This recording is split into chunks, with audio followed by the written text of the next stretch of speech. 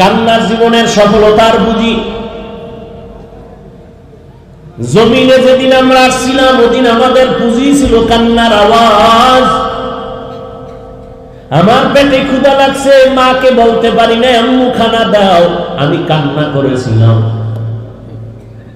আম্মা জানের ভিতরে আমার আল্লাহ একটা রাডার ফিট করে দিয়েছেন, যেটা চুম্বকের মতো আকর্ষণ।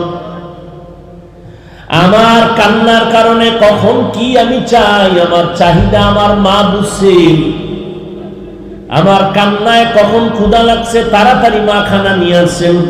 আমার আব্বাও বুঝেন আমার কান্নার কি চাহিদা। আমার কান্না দেখে আব্বা কয় কাঁদে কেন, ক্ষুধা লাগছে খানা দাও। মা কয় মাত্র 3 মিনিট আগে খানা দিলাম তো এখন কেন কাঁদে। মা বলে বাচ্চারা ঘুমের আগে কান্না করে।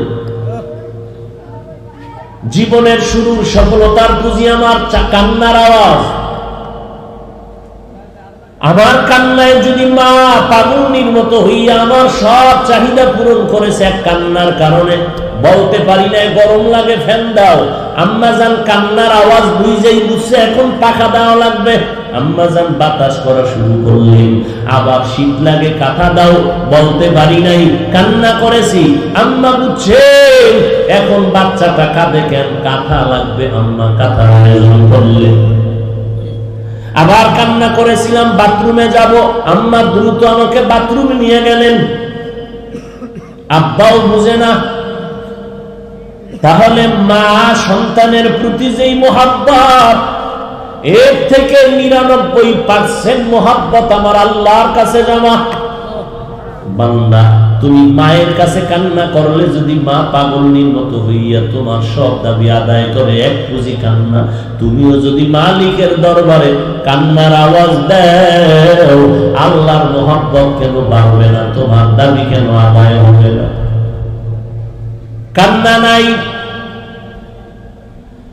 মা বাবার সামনে সন্তান হাজারো অপরাধ করে কান্না করে, মা বাবার মোহাব্বত বাড়ে, কোলে টাইনা নেয়।